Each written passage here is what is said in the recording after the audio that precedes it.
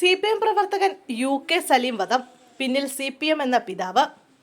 തലശ്ശേരിയിൽ CPM പ്രവർത്തകൻ UK സലീമിനെ കൊലപ്പെടുത്തിയ കേസിൽ നിർണായക വെളിപ്പെടുത്തൽ.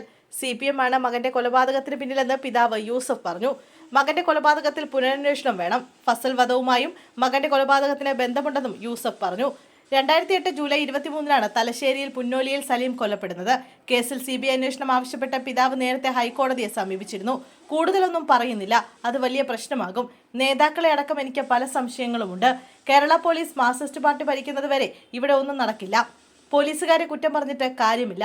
അതിന് മുകളിൽ നിന്നുള്ള സ്വാധീനമാണ്. പുനരന്വേഷണം വേണം. സത്യം കണ്ടുപിടിക്കണം.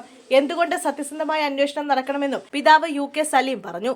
DYFIയുടെ പോസ്റ്റർ ഒട്ടിക്കാൻ പോയപ്പോൾ NDF പ്രവർത്തകർ ആക്രമിച്ച് കൊലപ്പെടുത്തിയെന്നാണ് കേസ്. കഴിഞ്ഞ 14-ാം തീയതി യൂസഫിനെ വിചാരണ ചെയ്തിരുന്നു. സമാന മൊഴിയാണ് യൂസഫ് നൽകിയത്. കൊലപാതകത്തിൽ ദുരൂഹതയുണ്ടെന്ന് യൂസഫ് തുടക്കം മുതൽ ആരോപിച്ചിരുന്നു. കേന്ദ്ര ഏജൻസി കേസ് അന്വേഷിക്കണമെന്നും ആവശ്യപ്പെട്ടിരുന്നു. പിന്നീടാണ് കേസ് ക്രൈംബ്രാഞ്ച് ഏറ്റെടുക്കുന്നത്. ഈ അന്വേഷണത്തിലാണ് 5 LDF പ്രവർത്തകർ അറസ്റ്റിലായത്. കേസിന്റെ വിചാരണ നടപടികൾ തലശ്ശേരി സെഷൻസ് കോടതിയിൽ നടന്നുകൊണ്ടിരിക്കുകയാണ്. ഫസലിന്റെ വധവുമായി ബന്ധപ്പെട്ട ചില രഹസ്യങ്ങൾ സലീമിനും സുഹൃത്ത് റയീസിനും അറിയാമായിരുന്നു. ആയിടയ്ക്കാണ് റയീസിനെ റെയിൽവേ പാളത്തിൽ മരിച്ച നിലയിൽ കണ്ടെത്തുന്നത്. പിന്നീട് ഒരാഴ്ചയോളം സലീം വീട്ടിനുള്ളിൽ നിന്ന് പുറത്തിറങ്ങിയില്ല. പ്രദേശത്ത് നടന്ന ചില ദുരൂഹ മരണങ്ങളിൽ സമഗ്ര അന്വേഷണം വേണമെന്നും യൂസഫ് പറഞ്ഞു.